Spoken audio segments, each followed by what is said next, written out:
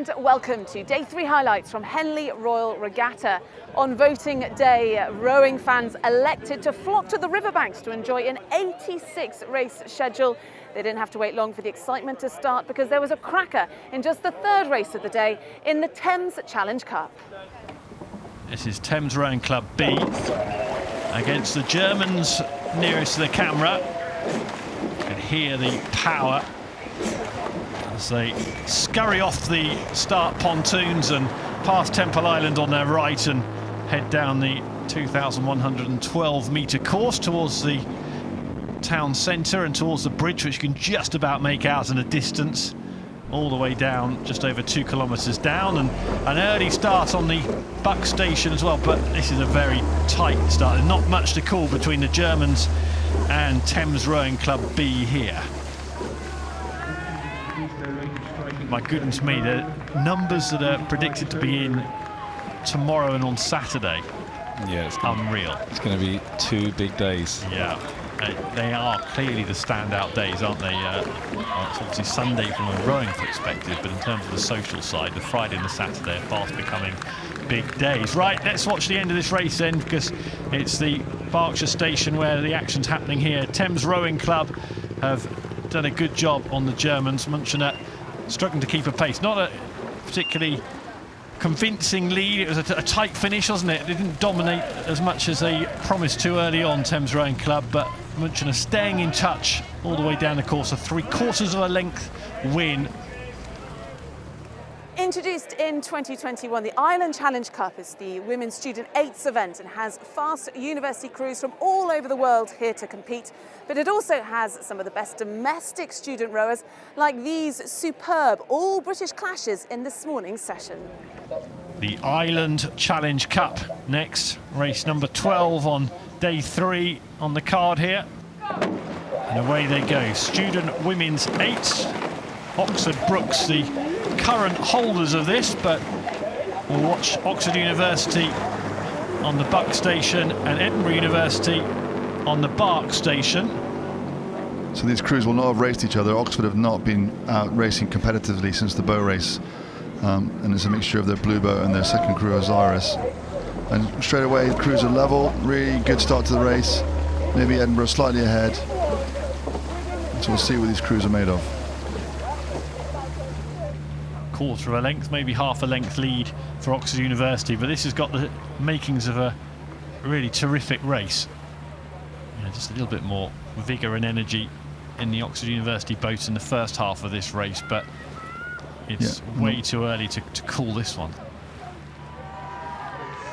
There's not too much of the race left. It's been a good race, it's been a tight race, but Oxford University got their quarter of a length, maybe half a length up early and just sat on that, and they've been able to see off Edinburgh University with that margin of lead all the way down. It's been a good tight race though, both boats in contention all the way through. And just as it turns out, their base boat speed was the same, and Oxford got half a length and they've just maintained it all the way through.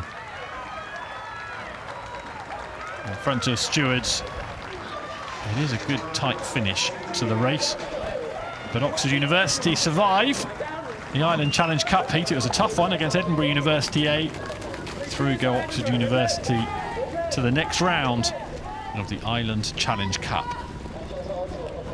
This is the heat of the Ireland Challenge Cup. Oxford Brookes University B against Cambridge University. Off they go, Cambridge University in their famous Cambridge blue, Oxford Brookes in their distinctive burgundy, maroon and blue colours. This should be a good one, Adam. Whoa, feeling the noise and the power going off the blocks there. Can't beat this big showdown between the big universities and the women's 8s here.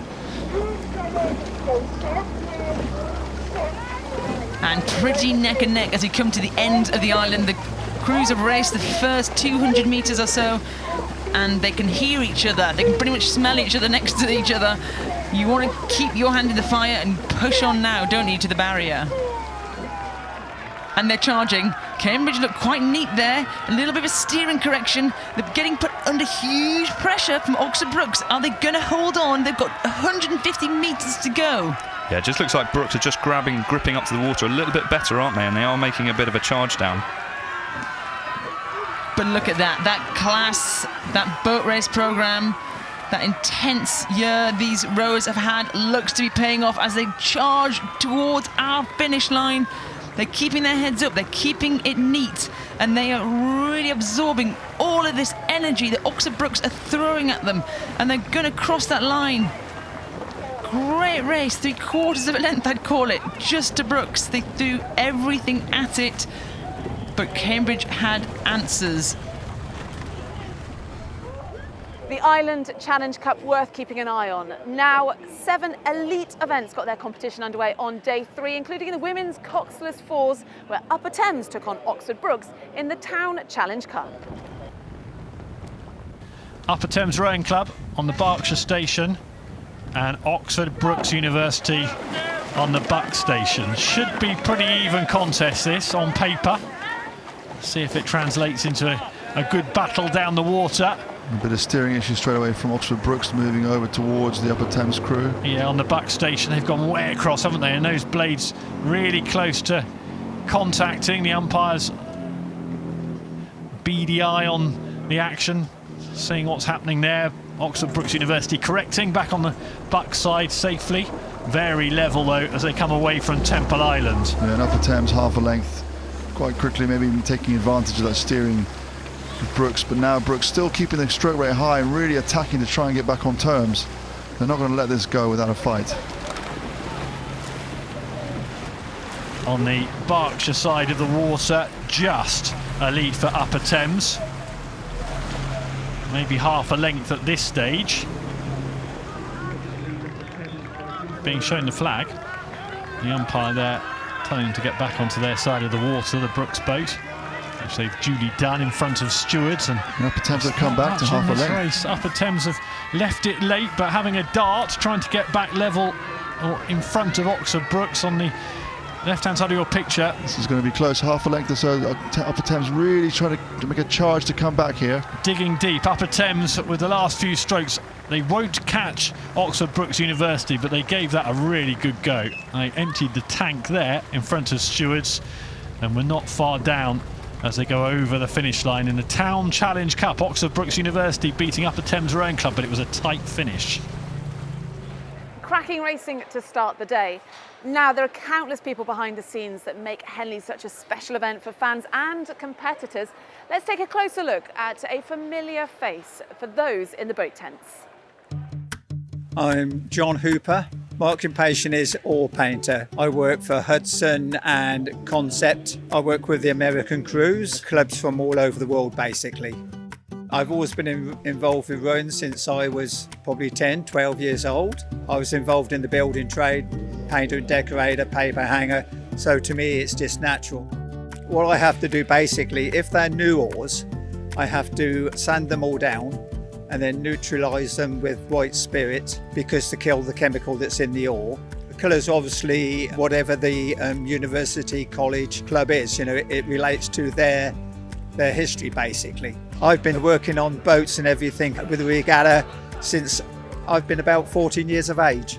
I look forward to Henley every year because I say I meet all my friends from all over the world. It's good you meet new guys that you've never met before, but every year's a different experience. For content like that and so much more, follow our social pages. Now, with strong winds and current out on the course, it wasn't easy rowing for the crews. Just ask the Lee Rowing Club team, who caught a crab and snapped an oar in their Forley fixture against Hinckley. And as we look at the Lee crew behind us, they caught a crab there. They just lost their oar. That is disastrous. A little bit of water caught the bottom of their spoon and it flips around that oar so quickly, Adam. You need to twist it to get it out, but that is pretty much game over for the Lee, and they've snapped it. He's absolutely broken it. So tough racing for the athletes, but exciting watching for the crowds here on the riverbanks. And the top quality action continued with the Town Challenge Cup. This is the start of the Town Challenge Cup. Women's coxless fours, Thames Rowing Club on the Berkshire station against Leander and Oxford University on the Buckinghamshire station in that pink. And as they stow off the start, they're close together. Both crews are getting warned immediately. Oh, that was narrowly avoided there, wasn't it? Very tempting to do. Sometimes they're like magnets, aren't they, trying to pull together and get tangled up, but that was well corrected by both boats there. Good match-up here, and buckets in both boats. Obviously you got the memo and kind of going with the rigging theme. But yeah, lovely shots here of these boats here. Matching each other pretty closely for rate, aren't they? Stroke for stroke. I love see the top of your screen there. It's Leander Oxford University Composite. They're all rowing with their oar colour. So there you see Annie Sharp in the 3 seat. She's actually got a dark blue oar. They've coloured her oar to make sure everyone knows who her club is, surrounded by that pink of Leander. They're definitely giving it some welly through the middle of that stroke there, and they're going to need to be, because Thames are not going away. They can't shake them. The Thames coaches are peering out of their side of the launch as well, as they see their crew absolutely motoring. This is bow ball to bow ball. What a comeback. Have they got another gear? They've got 100 metres to move, Thames. Otherwise, it looks like Leander and Oxford are going to take this. They're really motoring up, aren't they? I want to see the eyes of the crew members down their boat. Who's got these final dying stages? Have you got any watts left to put down through the water as it comes right to an... I couldn't call it. I can't call it.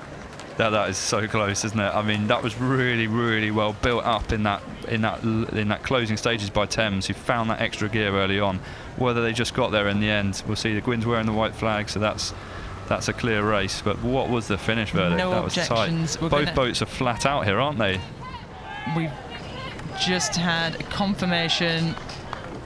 This is a win in the Town Challenge Cup by 2 feet for Leander and Oxford University over Thames Rowing Club.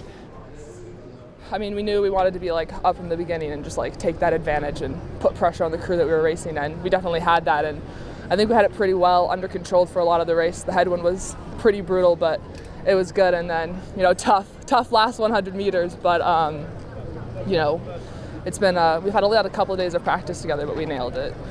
Henley is the pinnacle event in British rowing, and each year thousands vie for one of these. But in an Olympic year, it is also one of the last chances that crews have to test themselves at the very top.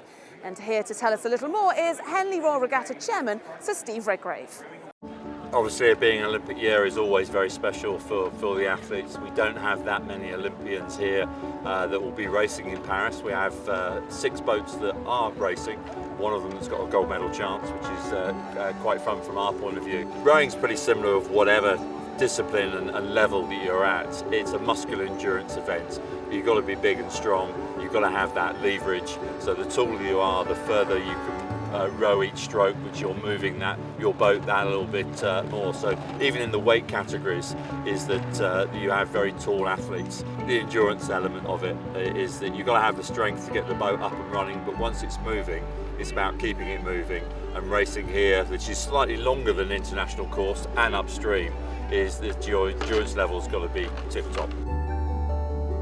Henley being my local regatta, I live in Marlow, just literally the next town downriver, so this has always been part of my rowing calendar. And it was the opportunity when I was racing internationally for family and friends to be able to come and see me race, because the national team doesn't race at home very often, and so that it's pretty magical from that point of view. Henley has hosted the Olympics twice, slightly different of courses lengthwise both times, but Olympics now is over still water, 6 lanes, and you're racing the clock in some ways. Yes, there's 5 other boats you're racing, but it's about getting from A to B as fast as you possibly can. At Henley, it's match play, it's 1 against 1. Sometimes, or quite often, the races don't go the full distance, so you're racing the opposition. The earlier you can get the race over, the more energy you can save for the next round. And there were Olympic stars in action on day 3 in the Diamond Challenge Sculls, with Germany's Oliver Ziedler up against Slovenia's Philipp Matej Pfeiffer. We come to the start line of one of the superstars of world rowing. The Diamond Challenge Sculls, Philipp Pfeiffer of Slovenia against Olli Ziedler of Germany, the world champion. He's about to head to Paris. Jack.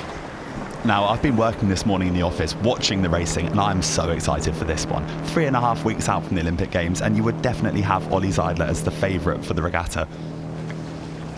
But it's a long race, Jack, and he's got some to go. And I tell you what, if I was racing one of the superstars of world rowing, I would probably do the same as Pfeiffer. I would take it to him, I'd see how long I can hold on for. Can you unsettle him, or is he going to power through? And I think he's moving. It's certainly the only race plan, isn't it? Get out, try and unsettle him, and see if you can put him in under pressure and see if he makes a mistake. Here he goes. This experience is showing how hard it is to race a single, but the experience is really coming through here as he's moved back through the Slovenian. Is that all we're going to see of Pfeiffer? I'm not sure, but Olli Zeidler here with the famous German oars in the navy blue, in that famous long reach of him. He's just floated through there. So let's put this in context. This German you're seeing here, Olli Zeidler, he is a world champion. He hasn't got an Olympic medal. It did not go his way in Tokyo, and he wants to be standing in the middle of that podium in 3 weeks' time. Well, that's it. Olli Zeidler went into the Olympics as the world champion and didn't make the final, so he's definitely got some demons to deal with. But they just saw a shot of Pfeiffer's face. Now, that lead that he got in the first part of the race must have taken a lot out of him, because that was a pain face going on. Yeah, the large German, again, coming towards the famous finish line. He knows it well here. He's come to row here. He wants to be here for good experience. It's part of his training plan. There's a little stop, presses his stroke coach. You can check out his stats later, see what he did and when. A little smile on his face, or a grimace, or maybe he's just enjoying the crowd as he waits here at the finish line for Philipp Pfeiffer of Slovenia. He put out a great start. He led him to the island, and that's a lot of the time you want to hear here, Henley. Yeah, if I was him, I'd definitely be screen recording that YouTube footage so that I can keep the bit of me leading the world champion. Well, I was expecting a very tough race. I think the Slovenian really had a go on the first 500 on me. I really needed to feel my boat. It's not the boat I will race at the Olympics here, so it's a bit difficult to change from one day to the other. I came here really last minute, I would say, and now hopefully step by step with every round I will feel more comfortable and will be able to really perform here. The 2,112 metre course here is slightly longer than standard, and with the changing conditions throughout its whole length, no race is over until the umpire makes their call. And that comeback spirit was embodied in the Britannia when De Hoop faced off against Royal Chester. De Hoop of the Netherlands on the Berkshire station on the top of your screen versus Royal Chester Rowing Club on the right of your screen and Buckinghamshire station. Now this is an interesting one. With these coxed fours, how is the steering going to be? Because in the coxless you're steering with a shoe on a pivot with attached to a rudder, but here we've got the coxless, so hopefully a straight line, and looks like they're doing a pretty good job of it. These are men's club fours, so they are not the international rowers. These are the guys that all have jobs. They're fitting in their training around their actual full-time jobs, and it's hard and time-consuming, and this is the pinnacle of their year. And it looks like a great start for De Hoop here. They have really gone out and they are motoring away. They are very tight, very neat there from the crew. Don't see much water getting moved around. Oh, a little bit of a scuff of the water for De Hoop. They really got put under pressure and they couldn't rise to the occasion. And that's just given Royal Chester the slip here in this last 200 metres. Now, that is fantastic, isn't it? Now, I think that shows Royal Chester had sort of raced their race so well to come from behind, overtake like that.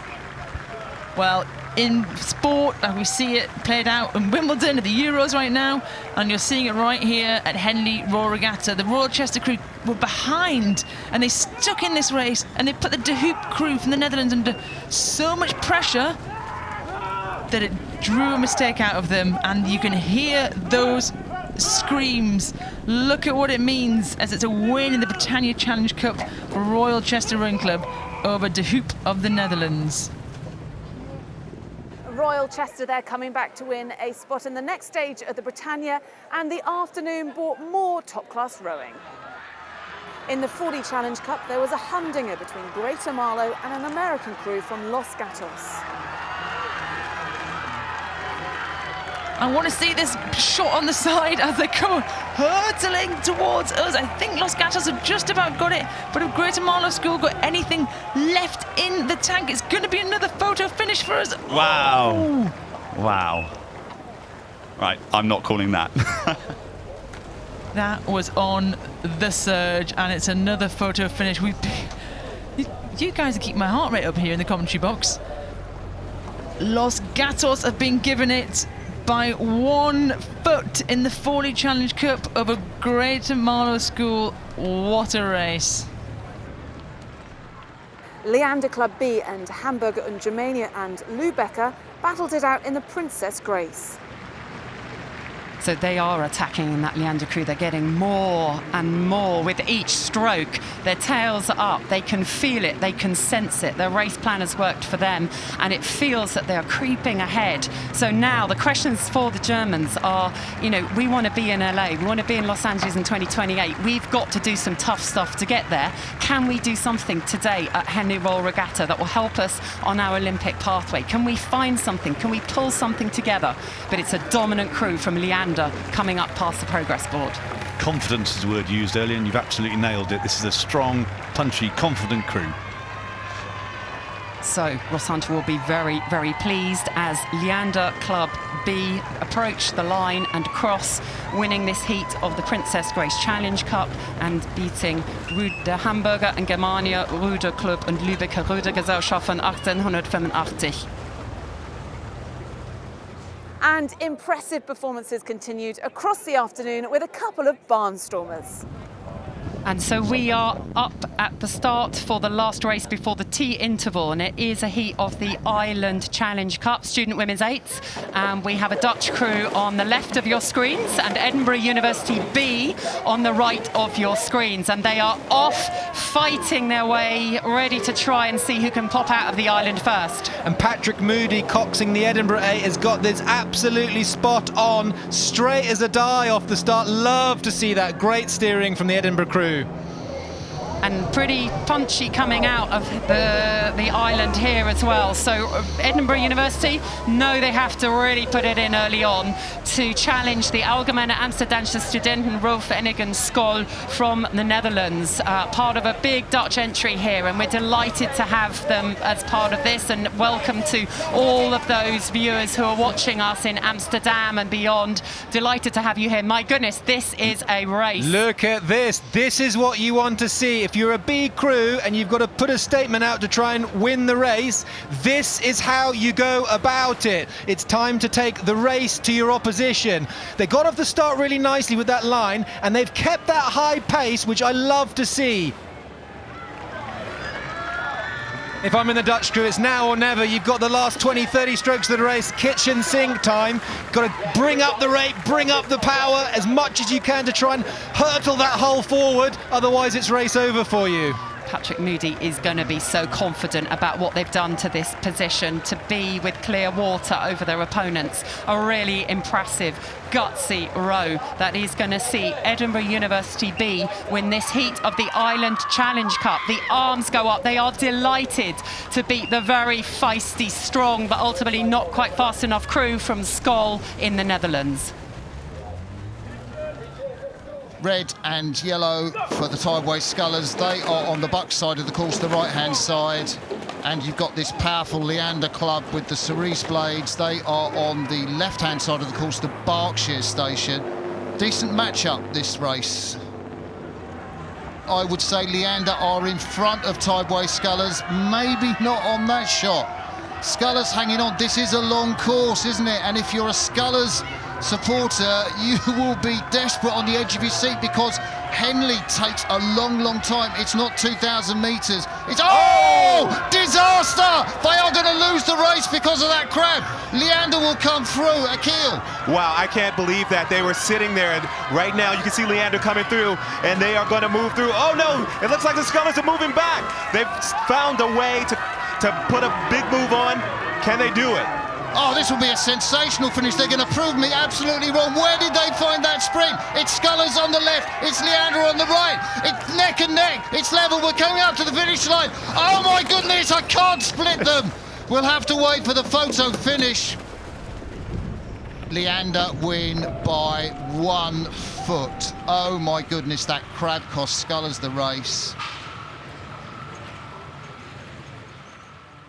3 spectacular days of rowing complete as we hit the halfway mark. Forget the picnic baskets because Friday's schedule is jam-packed with more thrilling competition from this iconic event. We'll be back again to bring you all the very best races from day 4. I hope you can join us. We'll see you then.